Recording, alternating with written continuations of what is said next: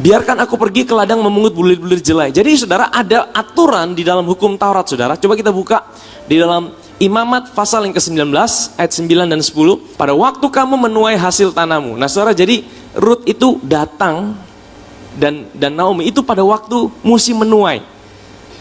Saudara tahu musim menuai itu kapan? Itu sekitar bulan Mei. Ya. Dan saudara tahu ini bicara tentang siapa? Musim menuai ini saudara bicara tentang tuaian, itu bicara tentang Yesus saudara. Ingat saudara, musim menuai itu di hari raya Pentakosta, hari raya ke-50.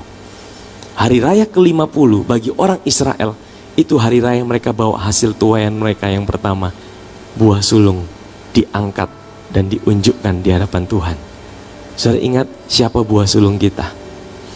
Buah sulung kita adalah Yesus.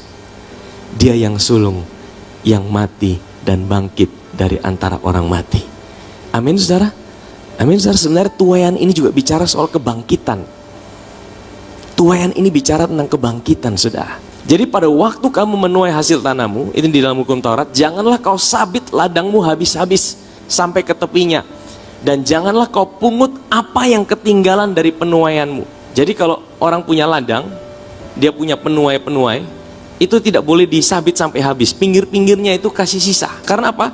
Karena akan ada janda-janda, akan ada orang-orang asing yang akan ikut di belakang. Ini hukumnya saudara. Pada waktu kamu menuai hasil tanahmu, janganlah kau sabit ladangmu habis-habis sampai ke tepinya, dan janganlah kau pungut apa yang ketinggalan dari penuaianmu. Juga sisa-sisa buah anggurmu janganlah kau petik untuk kedua kalinya, dan buah yang berjatuhan di kebun anggurmu janganlah kau pungut. Tapi semuanya itu harus kau tinggalkan bagi siapa? Bagi orang miskin, bagi orang asing. Akulah Yahweh Elohimu, akulah Tuhan Allahmu. Nah jadi Rut itu ya, dia ikuti aturan yang ada. Dia ikuti hukum Taurat. Ini menandakan bahwa Rut itu sungguh-sungguh serius saudara, ikut Tuhan. Dia bukan hanya bilang bangsamu adalah bangsaku, Allahmu adalah Allahku, tapi dia juga sungguh-sungguh mempercayai apa yang Tuhan tuliskan di dalam firman-Nya.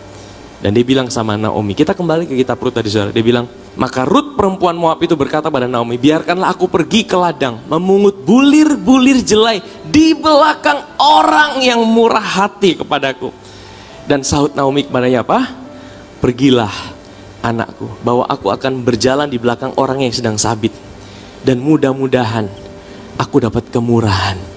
Saudara tahu, karena dia tahu apa? Yang pertama, dia orang Moab, dia orang asing. Yang kedua, dia butuh kemurahan dari orang yang sedang sabit. Betul ya saudara?